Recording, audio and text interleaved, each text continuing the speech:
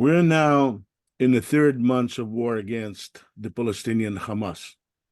In the process of this war for our survival as a Jewish state and in some ways as a nation, the Jewish people in Israel and abroad have closed our ranks and put aside many of our intra-Jewish disputes. However, some of these disputes will come back after the war and threaten us in some ways even more than terrorists of Hamas.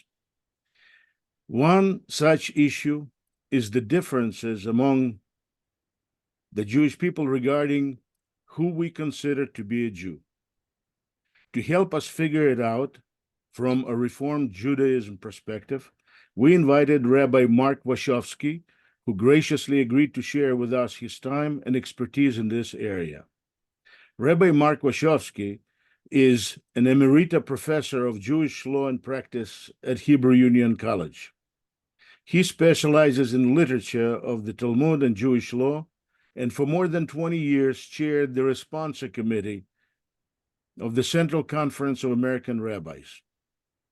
His books, Jewish Living, A Guide to a Contemporary Reform Practice, and two-volume set of Reforma Responsa for the 21st Century can be purchased on Amazon. We included the link to them to Amazon below this video. Mark, welcome to Chicago Jewish Cafe.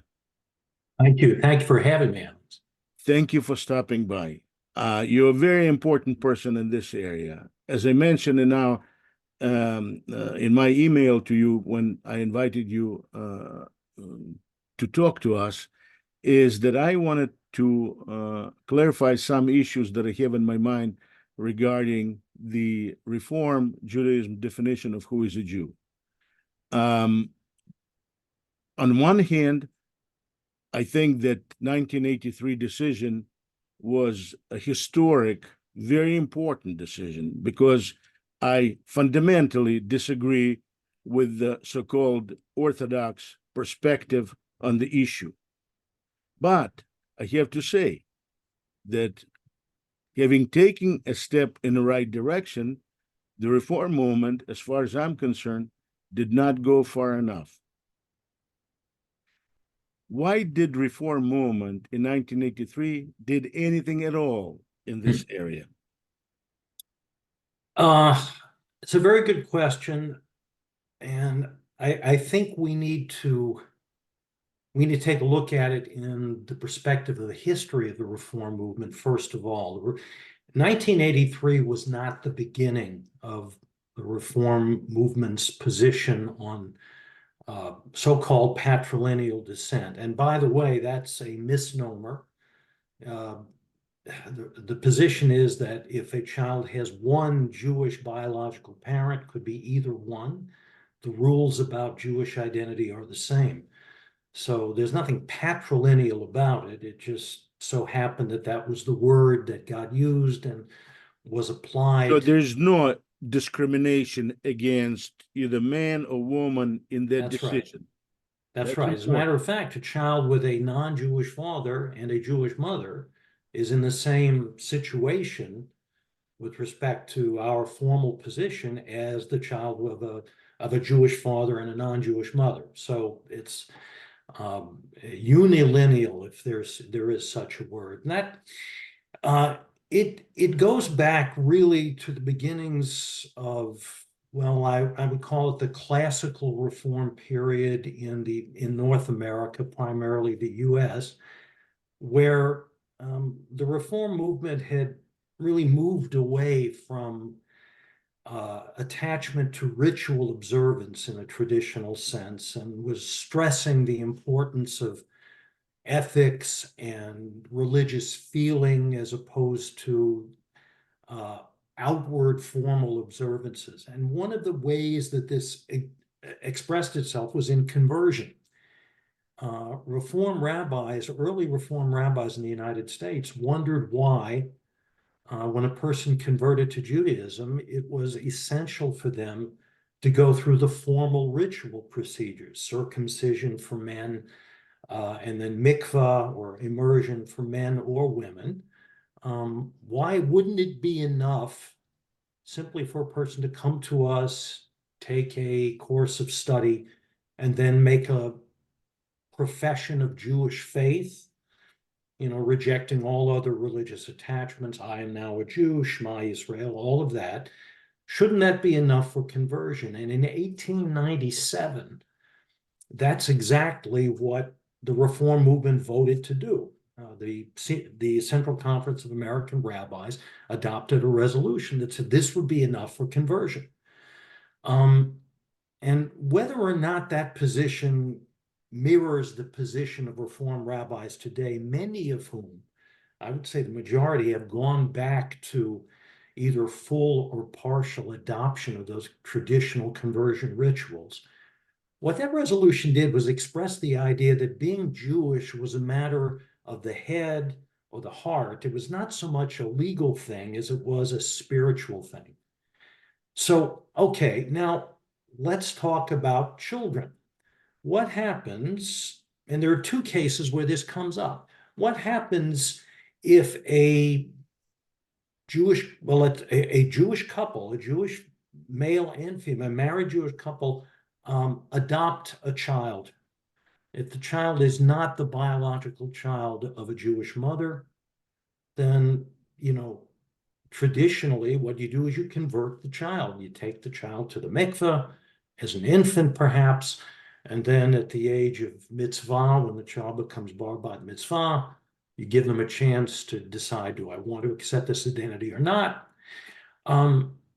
Reform rabbis had a problem with this because if conversion is a matter of the mind and the heart, if it's a matter of accepting the principles of Jewish faith, what do you do with a child? A child can't do this. A child cannot give reasoned consent to matters of principle. So the tendency was to say, look, if Jewish parents raise their child as a Jew, we will accept this child as Jewish. And this became more or less the stance of the Reform movement throughout much of the 20th century. And really in 1983, when the resolution was adopted, the biggest difference was that up until now, we were talking about what happens in the case of a Jewish father and a non-Jewish mother, where according to traditional halacha, the child is not Jewish. What the movement decided to do, what the CCAR, the rabbis speaking from the North American Reform movement, decided to do was say, we're going to equalize the situation. The same rules will now apply to the child of a Jewish mother and a non-Jewish father. That is, okay, this child has what they call the presumption of Jewish identity, which means really a claim on Jewish identity, but that's not enough. You have to support that claim by undertaking certain ritual expressions of Jewishness. This could be religious education, it could be bar bat mitzvah, it could be confirmation, it could be circumcision even. In other words, the parents had to demonstrate that they were going to raise this child as a Jew. And that would be enough to say, okay, this child, no matter which of the two parents is Jewish, this child is a Jew. And so that was the resolution adopted in 1983, and that's the standard that has, at least in a formal sense, existed ever since then. But why? What pushed Reform movement in 1983 to make that decision? I mean, the Reconstructionist movement did something like this in 1979. I think, well, what may have been pushing both the Reconstructionist and the Reform movements was the increasing incidence of intermarriage. When only a small percentage of the Jewish community marries out, and you have only a very small number of instances where you got Jewish and non-Jewish parents, that's one thing. But as the numbers increased, it required, at least it seemed to require to the rabbis at the time, a more formal response. One of them subsequently explained it as really a matter having to do with American law. As he explained it, imagine a situation where you got a Jewish and a non-Jewish parent, let's say Jewish father, non-Jewish mother, they have a child. Then they get divorced. All right. They get joint custody of this child, but which parent is going to raise the child religiously? That is, who has custody over the child's religious education? In the past, in a situation like this, we had a Jewish father and a non-Jewish mother. The non-Jewish mother could claim, well, look, according to your laws, your Jewish law, the child is not even Jewish. So why should my ex-husband have any claim to the religious education of the child? So in a case like this, we now gave the Jewish father, what we call a pitchon peh, we gave him a claim that he could use in a law court and say, well, the Reform movement says that my child is potentially a Jew if he or she is raised that way. So therefore, that's what I want to do. That may have been one argument. Another reason, I think, was simply the sense of egalitarianism. Let's be equal here. We were talking about making things equal between men and women, males and females across the board. We were now ordaining women to be rabbis by this time. It seemed to be strange and somewhat discriminatory to Reform rabbis that the rules of Jewish identity were different depending on whether the Jewish parent was the mother or the father. We ought to come out formally and say the rules are exactly the same. The requirements are the same either way, so that we could live up to our own standard of gender equality, which had at least the Reform movement had proclaimed that standard from its very beginnings and was gradually trying to realize that standard in its practice. I think this is a very commendable intention. But then my question is, why wasn't it sufficient then just to make a child Jewish at birth? Like, you say, at birth, according to Orthodox halacha, if mother is Jewish, child is a Jew regardless of who father is. Not say at birth, child is a Jew because father is Jewish. Well, we could have done that. I mean, the movement could have done that, but remember the history. The movement by 1983, there were two things that the Reform rabbinate was considering when it came to Jewish identity. One of them was biology. Okay, the Jewish people, as an ethno-cultural, national, whatever you call it, collective, reproduces itself biologically. The child of a Jewish parent is a Jew. Traditionally, it was the Jewish mother, but one of the ways you become traditionally only for the last 1800 years, not traditionally right, okay, for 3,000 right, years. Exactly.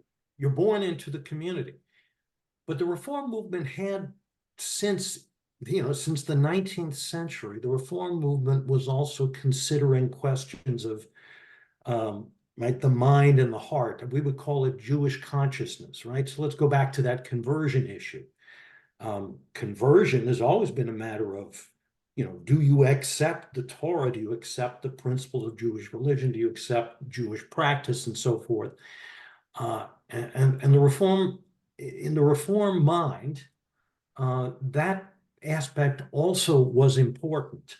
Now, when you think about the Jewish identity of a child of this religiously mixed couple, one Jewish parent, one non-Jewish parent, one of the things that the committee that brought this resolution back in 1983 pointed out was that, look, in the average mixed marriage situation, you've got a Jewish family and a non-Jewish family. I'm talking about grandparents, aunts, uncles, cousins, so forth. this child in reality is going to be subjected to cultural and maybe even religious influences from two sides. And so while halachically, let's say if the mother was Jewish, halachically we could say, well, the child is automatically a Jew. The Reform rabbinate thought, well, yes, but in terms of how the child feels, how the child looks at the world, how the child understands themselves, we're not sure. So we need to say, in addition to the biology in this case, because of the non-Jewish family influences, we want to make sure that the parents of the child make a conscious decision to raise this child as a Jew with a Jewish identity. That is, that the child be able to say, I am Jewish by the time the child grows up. So I think that has something to do with why it wasn't enough simply to say, okay, one Jewish parent, you're automatically Jewish. That left out an important element that of Jewish identity that was becoming more and more important as the incidence of religiously mixed marriage increased. Interesting. I mean, Christians also have this issue. I mean, you say heart, mind. I do not know at this point, but they solve it very simply. At birth, they do baptism for a little baby, and he becomes formally a member of that church. Now, for me, the question is, so the Orthodox say mother has to be Jewish, and we know very well that just because two parents are Jews, it does not mean that the child will keep being Jewish. Quite the opposite. He may become a biggest anti-Semite on the block. Yeah, some of my best anti-Semites are Jews. Yes, I know. Yes. Born Jews according Right, to right. Orthodox Mhm. halacha. So, and for me, why am I against Orthodox definition of who is a Jew? I mean, not because of what you say, of how people think, of what they become. Adonai Roi, as they say, and I'm not in charge of anybody. I'm hardly in charge of myself. I was born in the Soviet Union.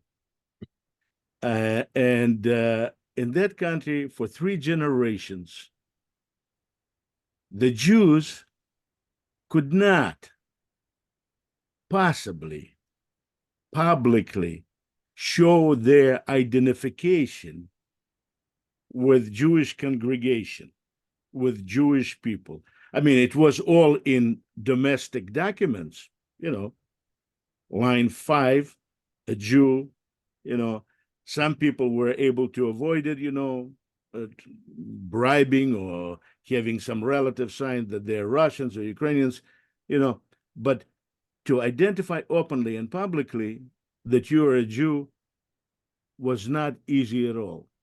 KGB was guarding the entry to few synagogues that remained in the Soviet Union. So the reform approach could not possibly work in the Soviet Union. So, and I want, because I'm in fundamental disagreement with Orthodox definition of who is a Jew. And I hope that Reform Jews will try to find the way, because this is not sufficient for definition of a Jew to include many people, children of Jewish fathers and non-Jewish mothers, among our people as well, that would be good for even countries like Soviet Union. Well, I think so, had this resolution been adopted by a rabbinical organization in the Soviet Union, if we could imagine such a thing. Rabbinical organization, there was yeah. 2.5 rabbis. Right, exactly.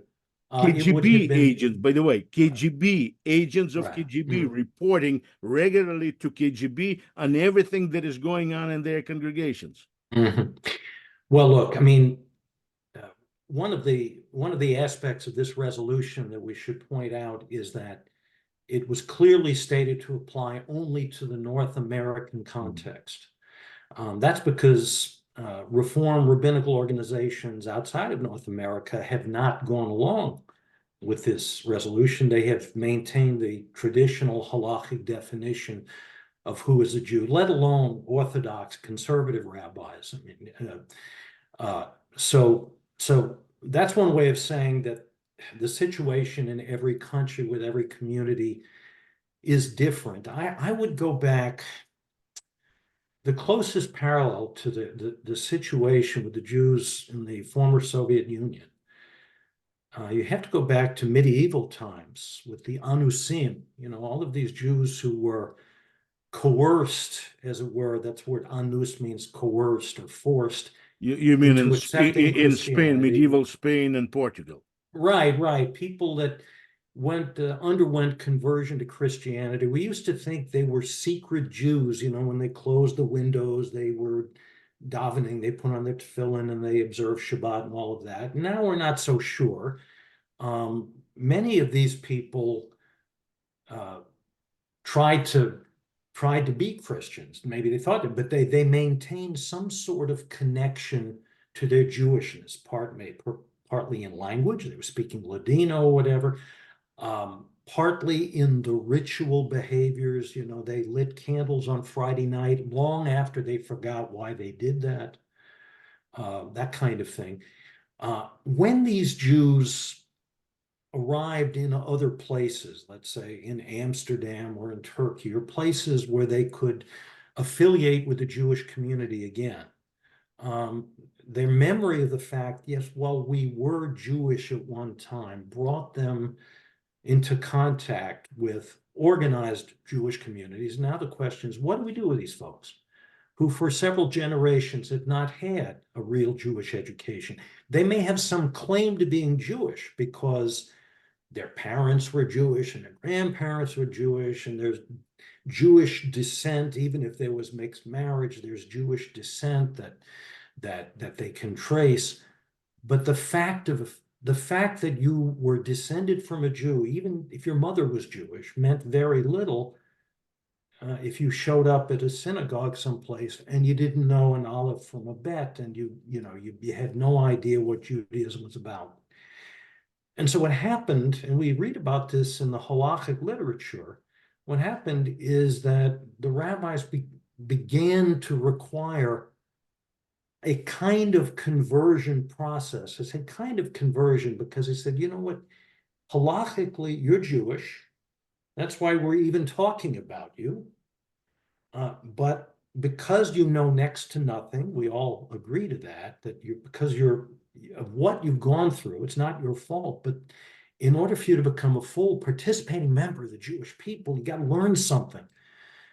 So just like a ger, just like a person who converts to Judaism, you have to start learning what is Shema Yisrael, what is prayer, what is Shabbat, all these things. And at a certain point, we're going to take you to the mikveh. You're going to immerse in the mikveh, and we're not going to say a bracha necessarily. We're not going to call it conversion. They say the bracha over going to the mikveh, but we won't call this a conversion because technically it's not. You're already Jewish, but practically speaking, you need to reattach yourself to the Jewish community. So there was a recognition that to be a Jew required more than simply this halachic link, between mother and child over the generations. That's the beginning. The parental link, even in the case of two Jewish biological parents, as you say, that's the beginning. That starts the conversation. But what the child does then, we can't necessarily predict. So if a Jew goes off the reservation, as we like to say, if it goes off the derech and becomes, converts to another religion, becomes a Jewish anti-Semite, wherever it is, and then wants to come back after many years. I was an apostate, a mumar, whatever we call these people, and I'd like to come back. the Jewish communities have always had different ways of dealing with this. It's not necessarily an automatic, okay, we're going to forgive and forget everything that happened. No, depending on the situation, we may require some education, some study. I understand what you're saying, and Mm. I agree. Every Jewish community has the right to decide what kind of a Jews and at what level of education they expect from their members and things like this. But we're talking about who is a Jew. That is, who is a member of Jewish people, Am Yisrael. Right. Not whether they're good or bad, what they believe, who is a Jew. I mean, unfortunately, we do not have what you had in the Reform movement, your responsa committee that decides what is the law, a rule, for the community. For all Jewish people, we do not have. Reformers have one, Orthodox have another, different ones, stricter. The problem for me was the Orthodox definition of who is a Jew is the fact that they deny the paternity to children of Jewish fathers and non-Jewish mothers, according to Talmud Bavli Kiddushin 68b. That is, for me, the number one problem, and the problem of such extent that I call it Hilul Hashem, a horrible blasphemy, a spit in the face of God. Why? Because there's Exodus 22, 22, 23 that says you abuse, you, plural, that is Jews, abuse or widows and orphans. They cry out to me. I will hear them, and I'll make your wives widows and your children orphans. Yeah. And what this so-called Orthodox halacha says is that we take the right from Torah, from God, to declare children to be orphans at birth. Well, they're not exactly orphans since they have their mothers. No. But orphans, ibum, is only when father is absent. Then in Jewish law, in halacha, that is orphan, not because mother is present. Okay, so, true, because the father is the one that gives the protection and is in charge of raising really seeing to the child's education, so forth. Whatever the reason, even in Torah, they say that this is according to Torah, but we know very well that when Sarah forced Abraham to throw out Agar and Ishmael, Abraham did not feel good, and Torah says exactly why he did not feel, because it was his son. That's right. And that's halacha, right. Orthodox halacha says, no, we do not call him his son. Yeah, well, as a matter of fact, I mean, the resolution of 1983, excuse me, cites the fact in the Torah, and it emphasizes not so much the story, the narratives like the story of Abraham and Sarah and Hagar, but just the laws of descent. If you read the Torah is only concerned about who the father of the child is. The child receives its yichus, its position in the community, whether you're a Kohen, a Levi, a Yisrael, from one's father. So as far as the Bible, Rachel was not an offspring of Sarah. No, but I mean, but Isaac was offspring of Abraham, and Israel, Yaakov, was offspring of Isaac. Their wives were not offsprings. They could not transmit heritage. Well, I mean, so that's why, I mean, traditional rabbinic midrash would hold that these wives had to be converted to Judaism. That is, if you're trying to hold the patriarchs. The fact look is, at this. Historically, the biblical characters lived at a time before there was something that we today recognize as Judaism. So you really have to read back into the past a lot of I stuff that didn't doesn't see belong. mikvah for Sarah, Rivka, Rachel, Leah, That's right. their two slaves, That's did not that's see right. anything there. Yeah, that's right. Look, the fact is in the Mishnah, in Kiddushin, we run into this rule that, if any woman who cannot contract valid Kiddushin, valid Jewish marriage with any Jewish man, if she has a child by a Jewish father, the child takes on her status. That's the first time we meet Right. the so-called matrilineal rule. And who is this woman that she's a Gentile woman? I mean, that's the woman who cannot contract a valid Jewish marriage with any Jewish man. We don't know.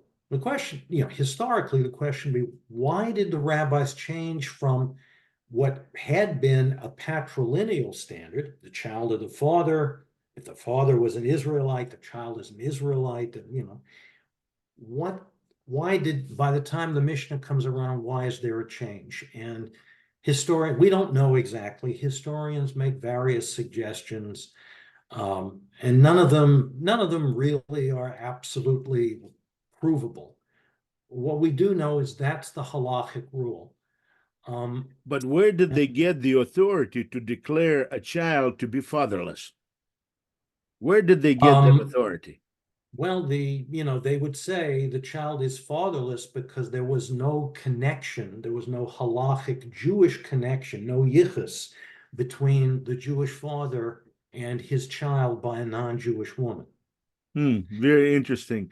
Now, yes, if you really push them, if you really push the rabbis, Yeah. they would see, for example, the halachic literature talks about what happens when a Gentile father brings his child to convert. Well, wait a minute. I thought you said there was no connection between you. Well, that kind of thing. Or a Jewish father brings his child by a Gentile woman to the mikvah to convert.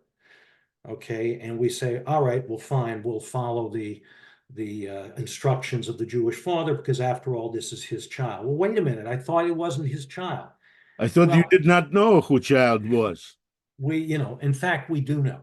And there's a difference between If law and experience. if his father says this is my child, it is his Exactly. child. I mean, Yeah, the we'll accept halacha that. says if the woman says this is the child of high priest, it is a child of high priest. Do we believe the So woman? you've got biology, the fact of biology. Okay, fine. We recognize this What? is She may be lying completely. The guy could have been, just an alcoholic from the street, and she says this well, is the child of high priest. okay. Well, it depends then on evidence, whether we believe people and so But forth. the But halacha says that technically, we believe. The well, halacha point blank says we believe.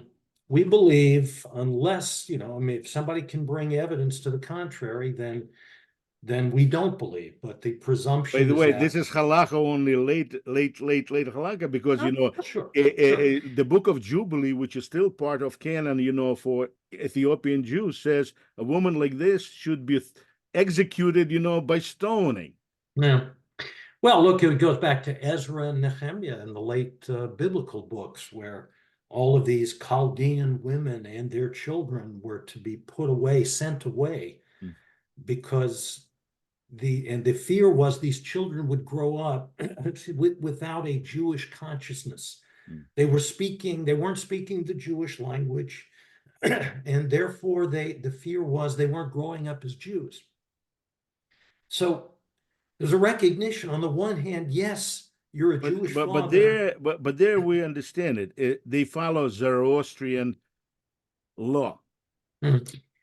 So, well, but there you get the first consideration. You know what? It's not just biology here. Mhm. It's biology plus is the child a Jew? I mean, up here and here. I mean, can we say that is really working? And I think that's the reality that we're working with. I think.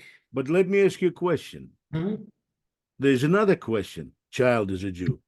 The mhm. father who throws away the child because Ezra decides to institute a very solid community. is he a human being? The father in that Father case. who throws out his child, is the father a human being?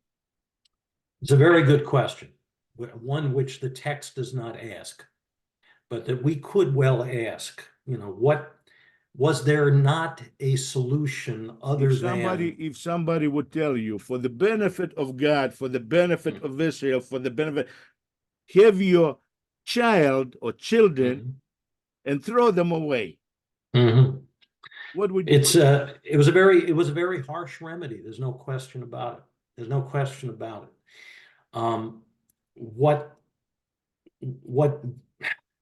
the question of who is a Jew really comes down to how do we define who is a member of our community? And remember, it's our definition. One of the things that does not define Jewish identity historically is a person who comes and says, you know what? I feel like a Jew. A person comes and says, I am a Jew, and we may, under certain circumstances, believe them, because after all, why would anybody confess to being a Jew when you could tell a better story? It's not to your advantage to say I am a Jew. But let's say a person comes and says, I was born of non-Jewish parents, but you know what? I feel like a Jew.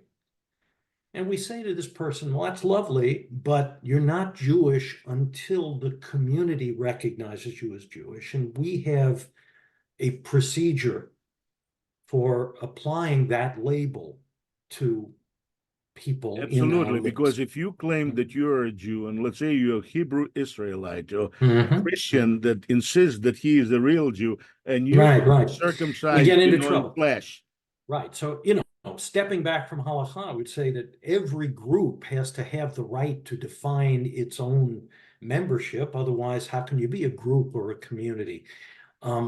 What we have done over the centuries is juggle these two factors that we've been talking about here. One of them is the simple fact of biology. That is, that as long as we can remember, all the way back to the Bible, being Yisrael was a matter of being, well, B'nai Yisrael, once Jacob had children. To be a biological descendant. It's not Bnei Leah, it's not Bnei Rachel, it's not Bnei Zilpah, Bilhah, whatever. Okay, but the community is a community that reproduces itself biologically. So the biological attachment, whether it's through the father, whether it's through the mother, whether it's through both parents, is a significant element in Jewish identity because it always has been. Very important. It could have been different. If a child becomes Esav, it's his business, it's his problem. Well, some people but go at birth off. He is a son of Isaac and Rivka. Yeah, that's right. That's right. But we could say he went off the path. Yeah. And became as many of our people have done. A few years ago, I spoke to Sergio Della Perdola of Hebrew University. He is a leading demographer, Jewish demographer, at least was at that time when I spoke to him. And I asked him, Sergio, how many Jews in the world? He says about 14.5 to 15 million Jews. And I say, they consider themselves Jewish? He says, no, about 2 million of these Jews don't consider themselves Jews, meaning they became already Christians or just Noam Chomsky or Muslims or whatever it is. And I say, and how many there are Jews whose fathers are Jewish and mothers are not? 9 million. And I say, and that's what he said.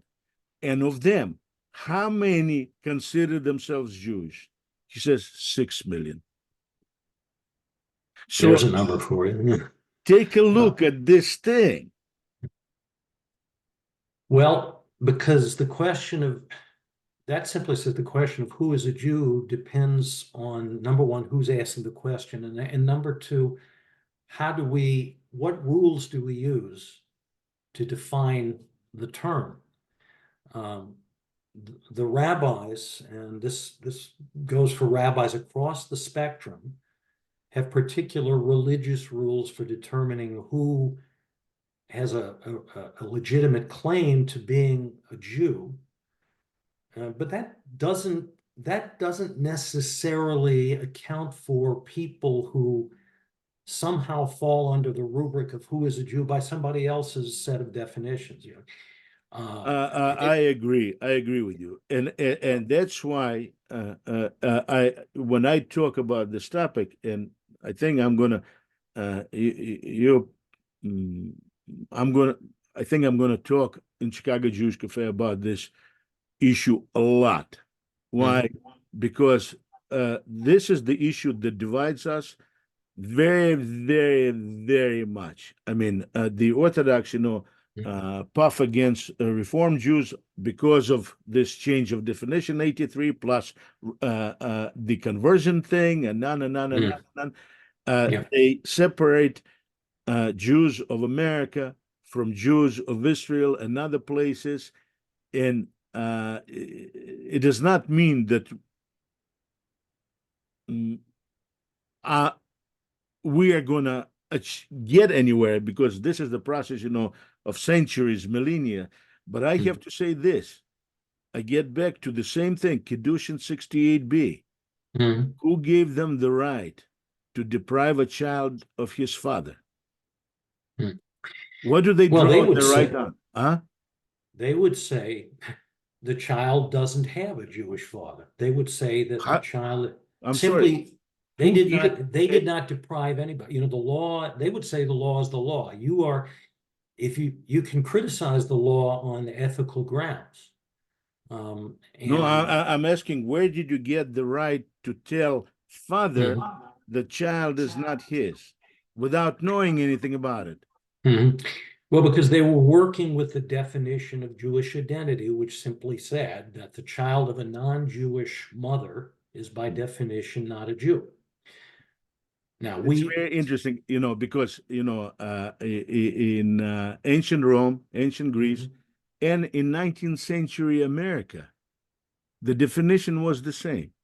There's nothing unique about this thing. That's in America, until 1863, the status of a child was defined by mother in southern states. Well, as a matter of fact, one of the historical suggestions or theories of why the rabbis developed this definition, because they don't tell us where it comes from, but one of the historical theories is precisely the rabbis may have learned that from the Romans, or there was just this idea floating around in the culture that the identity of an offspring, and it in some cases applied to animals as well as human beings, always followed the maternal line. My feeling is that this is the result of conflict, internal conflict between Pharisees and Sadducees, because the offsprings of of Sadducees, after the destruction of the temple, of course, they became much less organized than Pharisees, who organized themselves in Tiberia. But the Sadducees continued to survive, and among Sadducees, it is father's identity that defines identity of children as Jewish, and it continued among Karaites until today. Because they didn't have the oral Torah. They did not. They refused to recognize oral Torah. So the rabbis had the oral Torah, and they claimed that this maternal principle comes from the oral Torah. So there you go. I mean, so now why the oral Torah differed from what we can tell was because there's a political power struggle within the communities, and that's how it came out. But for me, you have the right to do certain things. I have the right to do certain things for good, for objectives, for nice objectives, for peace, freedom, justice, etc. Whatever you want to do it for. But there's certain things that you cannot use in order to achieve those great goals. One thing you cannot say to father that he has no child, and to his child that he is an orphan, in order to achieve some great Jewish community. Mm. Well, so the solution was, in cases like this, for the father to convert his child. And Father to convert the child. Yes, to Judaism. But that does not solve the problem. Conversion of a child of Jewish father and Jewish mother does not solve the problem. Why? Because the child after conversion is not his son, is not his child, but the son of Abraham and Sarah. Right. Except in all practical terms, Right. you know, But in all practical terms, where does inheritance come from? Who is responsible for this child's education? It's going to be the Jewish father. No. See, the No, I'm rabbis. sorry. After conversion of a child no longer has the right to the property of his biological father. I think you'll find that as these children grow up in Jewish families, they're part and parcel of the family. I understand that that's how respect. they see it. You know, when they submit to this draconian thing, that's how they see it. They submit it in order to join particular community. I understand it. But what I'm saying is that this is just so shameless, so blasphemous, as far as I see the definition of who is a Jew, Orthodox definition. It's unbearable to me. Well, so I think what has happened is that, you know, the Jewish community, as it lives its life over the centuries, you know, we look into our texts and we see certain ideas that are present there, such as the one you're talking about. Does this mean you're forcing the father to abandon his child? And the community recoils from that in real terms, that we don't go there. Yes, the idea may be there in some respects. Yes, you can interpret things that way.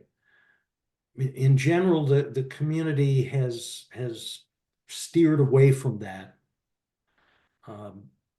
You know, the community has tried as much as possible, largely because we're so small compared to everybody else, to bring people in, to find a way to include people under the wings of Shekhinah. And in cases like this, we try to encourage the family to establish religious unity. We encourage the non-Jewish spouse to convert. We, you know, in traditional communities, there was very strong encouragement of the Jewish father to convert his non-Jewish child, the child by his non-Jewish wife, because that at least made a statement that there's a connection here between this family unit and the Jewish community and the Jewish tradition. What you are saying is very good and in the right direction, but I have to say this. Among about 900,000 Jews from the former Soviet Union that are currently in the United States, there's a lot of offsprings of Jewish fathers and non-Jewish mothers. Many of those offsprings are quite old. And when they were in the Soviet Union, they were fully aware that they were Jews and acted as such, although maybe in passports they had Russian or something like this.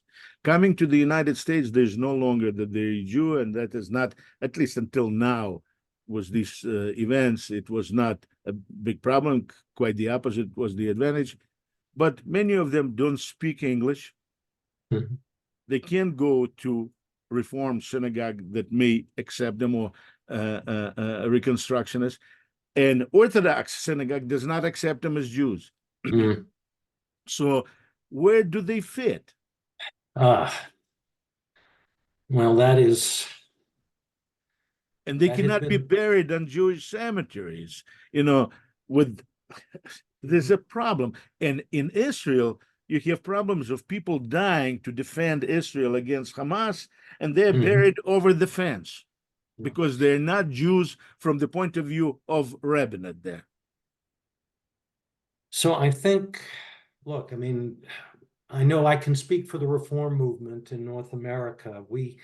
Our synagogues have made something of an effort to find a place for folks like this from the FSU. So in a social sense, it's very difficult. You have to have, for these individuals to feel comfortable, as you point out, in an environment that does not speak Russian, and is difficult, as it is for all immigrant populations. The first generation never quite assimilates into the surrounding community. Their children might. Children learn English, and it's a different thing. But the immigrant generation itself always has difficulty. As far as accepting them as Jews, the issue here has to do with presumption of Jewish identity. Look, I mean, one of the ways of establishing Jewish identity, you come to a community and you say, I'm a Jew. Mhm. Now, the community has to decide, is that enough evidence to accept you as Jewish? And generally speaking, over the years, the answer has been yes, simply because why would you say that if it weren't true?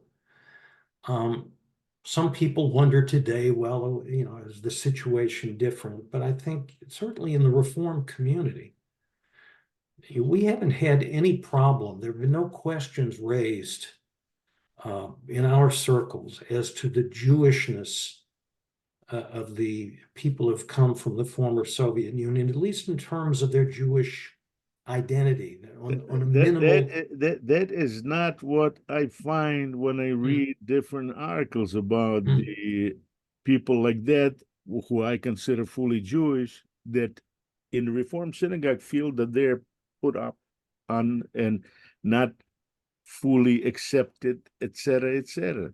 Oh, there are And they have ethnic no other reasons. place to go. They have no other They place know to go. they come to a Reform synagogue, they're accepted as Jews, but they don't feel at home because they're Russians. I mean, they have the This is cultural Russians gap. is one thing, but there's another thing, American born, Mhm. children, for example, in the article to which you responded, where Mhm. one father, is Jewish, reads Mhm. Haftarot, Mhm. and the son, and then son becomes a minister of some Christian, Baptist or Mhm. whatever. So this discomfort, lack of stability, lack of certainty. That's right. It is a problem of socialization. It's a problem of education. Accepting people as Jewish is only the beginning of a long road of making someone feel at home in a place where they don't speak the language, they haven't learned the religious culture, they certainly don't, and whatever they recognize from Jewish behavior in the former Soviet Union is very different when they walk into a Reform temple. The style and the substance of the way things happen in Reform temple seems foreign to them, and they seem foreign to the American-born people. It has always been a problem. It was a problem, look, for my ancestors who came from Eastern Europe and encountered Reform Jews and German Jews in the United States who thought that people like my ancestors were. Ostjuden is the curse, Yeah, Ostjuden. Yeah, I mean, they accepted them as Jews, Yeah, right, but hey, you got to start looking and yeah, acting like us to really right. be part. And I guess eventually we did, but I mean, this is the problem it's that we always, all it's have, yes, yes. but that's not the problem. We cannot solve this problem. But Mhm. I hope that one day is going to come. But maybe not. Maybe Reform Judaism cannot solve this problem in the way that I hope that it will be solved. Precisely because of what you said, that for Reform Judaism, what you believe and what you feel is more important than the fact of birth. For me, being a Jew is first of all being born to a Jewish parent. Mhm. Period. Mhm. Once you're born, then life takes over and makes you either in a great scholar, a great Jew, or non-observant Jew, or atheist Jew, as long as and as long as you don't come out completely against Jewish people or against Israel, then for me you're fine human being and fine Jew. But maybe not. Maybe because I want to talk to Dorf from Conservative Movement. We'll see where it will take. I don't know if it will take anywhere because the committee there is dead set now to keep the Orthodox perspective. Yeah, it's, I think we have to, I'll say this for any kind of halachic definition of Jewishness, whether it's through the mother, whether it's through the father, whether it's through one parent or the other, any kind of automatic definition, like if you have one Jewish parent, you're automatically Jewish. Like the traditional halachic definition, that solves one problem. It says, okay, you have a stamp of Jew on you, at least as far as the halacha is concerned. But what kind of individual you're going to be, what kind of person you're going to be, what kind of Jew you're going to be, is a question that is a very separate, very different kind of question.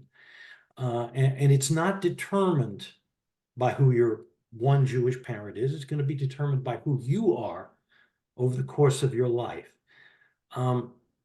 Without any doubt. Right. If we're asking what kind of a Jew Mhm. you are, how you feel about it, that's completely different. So the reason for any halachic definition at all, whether ours or the traditional one or the conservative, is that we want to know from the beginning who it is we're talking to, who is part of the community to whom we address our efforts. But Orthodox halacha will accept great-grandmother who converted to Russian Orthodoxy, and all of her children are Russian Orthodox, and they come to Israel because the Orthodox Jews there believe that she is halachically, or the offspring halachically Jewish. Yeah.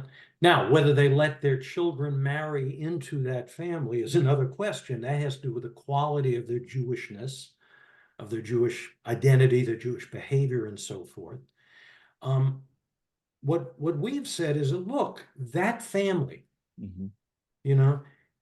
has a claim maybe to some sort of Jewish identity, but it doesn't really count given all the other influences that have come to bear upon them over the generations. They come to us and say, we have a claim to Jewish identity.